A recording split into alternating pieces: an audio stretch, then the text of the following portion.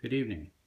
You're looking at the confidential announcement that Jim C's ethics probable cause hearing will be held on March the 6th in Tallahassee before the Commission on Ethics.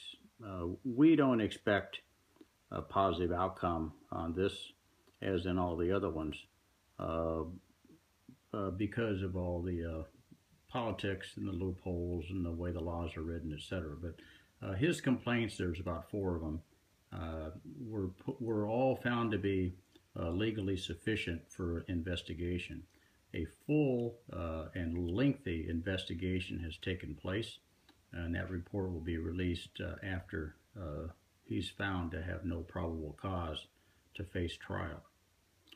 In anticipation of that report being released, however, I would like to just bring out one of the situations that he's been involved in. It was LifeSync Technologies. He was there from the very beginning, absolutely on the front end of it, way back in September 22nd of 2011, when Grant and Bond made their one and only presentation that he was at. He was caught in a private conversation with Ms. Pelham, acknowledging that these three, actually they said at that time two House representatives, or actually three, that they needed to help these guys out, give them the money, $7 million, and it was going to be good for them too. Little did we know that 1 year later, their close relatives would be hired by that company with public money.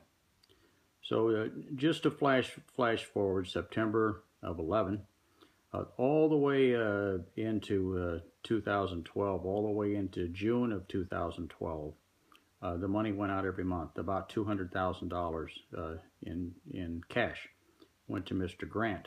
No one looked at anything. There was no evaluation. Lambert claims that he was the administrator and project manager. He had monthly meetings in his pickup truck with Representative Grant. No reports were given to the board. Jim C. knew all of this. In June of 12, Travis Bond incorporated a company called Tech River Inc. in Carson City, Nevada. Tech River Inc., which was later to be Tech River University. So that was in June. Now the important part is that shows that there was planning early on, without public knowledge or anyone's knowledge, to form this Tech River idea. They all knew that LifeSync was going to slide out, bail out, give the money to Bond, give him the grant, and they didn't tell anybody. So then in September of 2012, on the 11th, they had the IDA meeting. They all knew about it. Grant didn't show up. Bond showed up with some of his staff members from Wesley Chapel. They gave a pitch about Tech River University and the intention to hire a class of 2012. In October the 9th of 2012, Jim C. became the chair of the IDA. He presided over the meeting. At that meeting, Mr. Bond asked for $3 million. The board wanted to look at the contract because of what happened on LifeSync and because the Auditor General was there and demanded that there be some changes in the contract. So Mr. C. presided over the meeting. At a certain point, Mr. Bond gave them the ultimatum. He was going to walk unless they gave him $355,000 so he could deliver 6 hire letters that were in his pocket. He had already interviewed these people. That was on October the 9th. Miss Pelham and her husband went to Wesley Chapel, we know. Sue Burge, her son, was interviewed. Jim C.'s son was interviewed. All of these people they knew they were going to get the job. That's October the 9th. October the 10th is when the first job posting at Heartland Workforce was filed. So that was a sham job posting. These people were told to go over and fill out the application after they got their hire letters, which they got later that week. That's October the 9th is when the meeting was. The IDA meeting was there. After that meeting, Jim C. had a celebratory lunch at the Java Cafe in the back room that was packed. They had that meeting to celebrate getting the $3 million approval he chaired the IDA meeting in the $355,000 so that his son could get a job. His son started that job on November the 5th of 2012, along with Sarah Pelham's husband and Sue Burgess' son, and Amy Gleason's stepson. She's from Wesley Chapel, another related party. They hid the fact that their close relatives worked there. They told Casey Dixon to not tell anybody and not to look at any personnel matters at all, so they could hide the fact that their relatives were getting paid full salaries with public money. They also knew that Bond was submitting expenses monthly of about $80,000 to $90,000 for mentoring and training of these employees remotely from Wesley Chapel. That stuff didn't happen.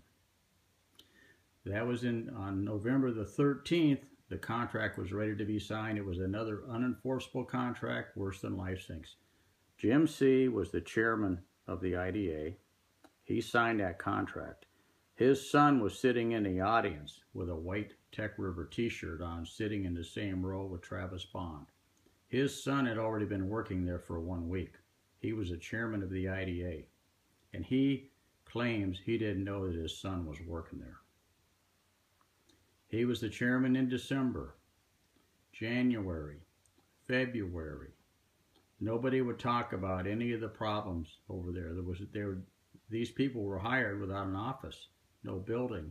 They spent a couple of months in a golf course owned by Bill Lambert. So into 2013, they were there and they were getting paid all along. So in March 12th of 2013, Jim C. finally admitted that he had a conflict of interest, and he turned the chair over to Vanessa Hernandez on March the 12th. That was the day when they all sat there. Bond gave his presentation. Mr. Kuhlman asked to ask Mr. Bond questions, 7 questions for the $7 million man. Nobody would allow Mr. Bond to answer the questions. And then at the end of his update on his draw request for $310,000, I think, Hernandez, her first time in the chair, asked for a motion to approve the request, and she couldn't get a motion. Nobody would raise their hand. Jim C. sitting there. So he was the chair, she was acting chair. He sat there knowing that his son was working for them and that money had to be given out for them to keep their jobs. His son quit his job that fall, went back to teaching. That's never been acknowledged. He never admitted any of this. He denied it until, well, he still does. So the examination by Larson Allen shows related parties, people getting money, public money that were related. His son's name is one of those related parties. So this is just one of his ethics complaints. He has several. His son-in-law working for Rapid Systems was another one. He does property management, has for a long time on IDA property out of his real estate office. It's just all kinds of stuff with this guy. So I'll be posting the actual complaint and, of course, the report of investigation when it comes out. Thank you.